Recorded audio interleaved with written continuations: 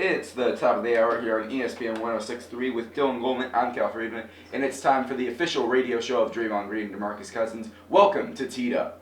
Today we're going to be talking about Game 5 of the NBA Finals. The Warriors sealed the deal and win their second title in 3 years. And with that, the offseason, the NBA Draft, and the NBA Free Agency. If you want to call in, we are taking callers right now. The request line is 561-297-2842. Again, 561-297-2842. So let's get right into it. Golden State defeating the Cavaliers 129-120 at Oracle to clinch the finals at home. Kevin Durant gets his first ring. Steph gets his second. Dylan, what do you think of the game? Well, I think it really was the completion of what might be the greatest season that we've seen in NBA history. It's definitely got to be in the top three. I mean, we have the '96 Bulls, we have some Celtics, we have some Lakers, but that was really, other than Kevin Durant getting hurt, that was really a perfect season for the Warriors. We all expected them to make it to the championship after signing Kevin Durant, and they came through and they were pretty much dominant for the whole way. So and this is a ring that they won, but it is definitely not going to be their last. All of their core guys are in their 20s. They've got a couple of them locked up, and I'm sure they're going to sign Durant and Curry this summer. So this could be one of many more to come for the Warriors. To me, that game was good to watch, but it felt painful trying to root for the Cavs, trying to root for more NBA. Because you're watching a guy like Steph Curry, and as a Warriors fan, you can admit Steph Curry isn't the kind of guy who normally drives into the paint and scores like Kyrie Irving and John Wall do it. Steph was just walking in the lane and making floaters and layups. Andre Iguodala had a lot of points in the paint. Draymond Green had a few easy dunks. The Cavs were not good defensively in this series. It's something they need to fix. I think Tyronn Lue should take a lot of the blame of this series. I don't think he put this team together well enough, and that's why they were dominated, in 3 of the 5 games, and they scraped game 3.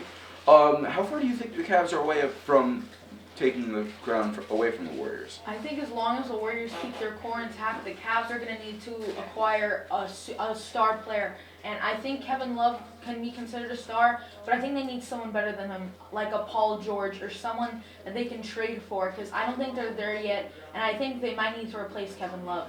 Yeah, I think they're close. I think Love last game showed that he's not as trustworthy as you look at him, because that first half, he did nothing. He had 3 rebounds in the first half. He had no points. He was 0 for 3 from the floor. He couldn't defend, and he was a liability for the Cavs, and he's supposed to be their non-liability. Tristan Thompson was the liability down low for most of the series, and Love was just too inconsistent in the series. Even with the 21 rebounds in Game 1 and the big outbursts in points in Games 2, 3, and 4, he doesn't do enough for them on both ends of the court.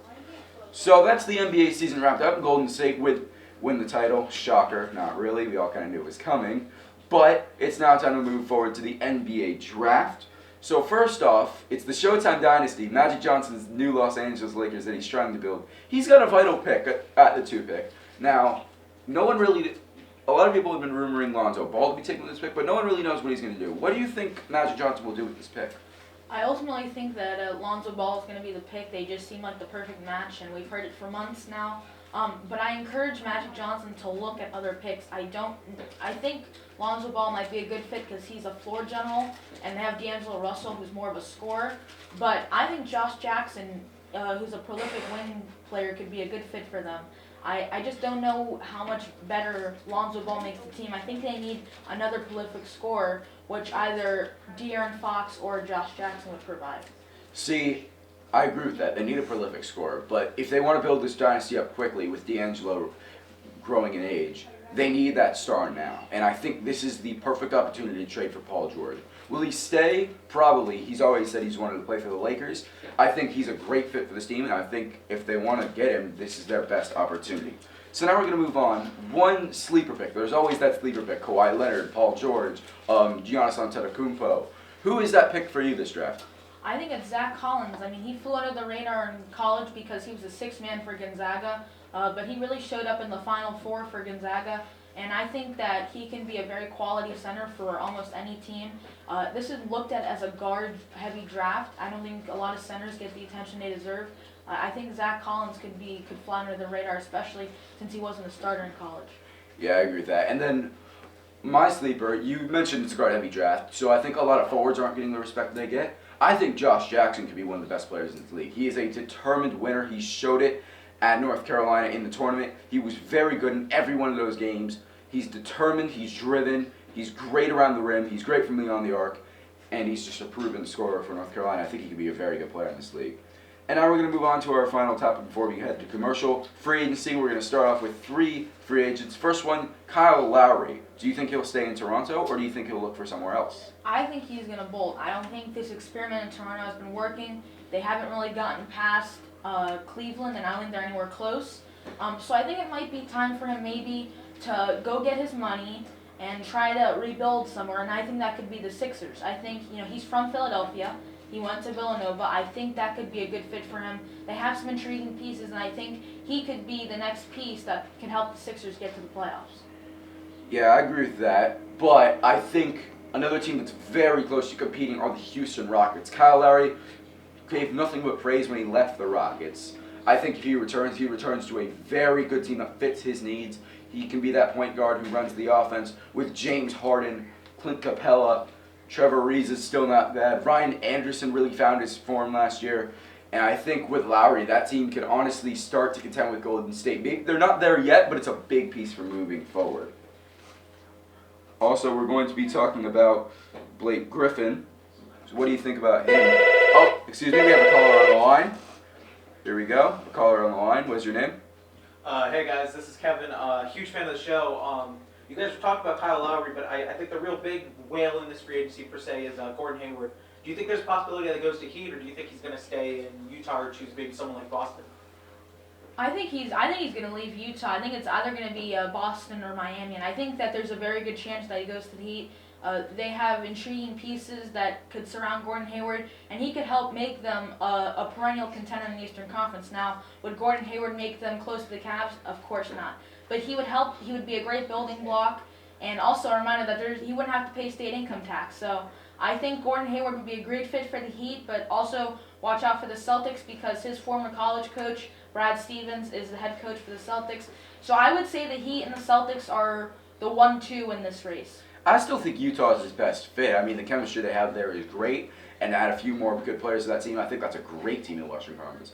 However, all signs are proving to him going. I think if he leaves, it's probably going to be to Miami, even though you have Boston, but I don't think he's going to take a pay cut. I'm not sure whether he wants to win yet. I think, obviously, he's going to want to win, but the question is, does he want to take a pay cut? Because they're still paying a lot of Al Horfords, and they're also going to have to re-sign Isaiah Thomas soon enough, and I think that's just a bad situation if he were to get himself in there if it doesn't work in season 1. Well, thank you for that. Now we're going to get back to Blake Griffin. What do you think about him? Is he going to leave LA or will he stay?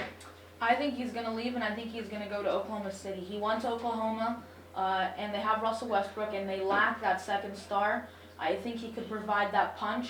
I think he could help with a couple more role players get the Thunder back to contending. So I think that would be a great fit for him. He and Westbrook would be a great 1-2 tandem, so I think that would be the best destination for Blake Griffin. I completely agree with that. I think that Blake Griffin is someone who feeds off a point guard who's very good at moving the ball. Russell Westbrook just averaged 10 assists a game. He's shown that he's a very good mover of the ball, even though some people may consider him a ball hog.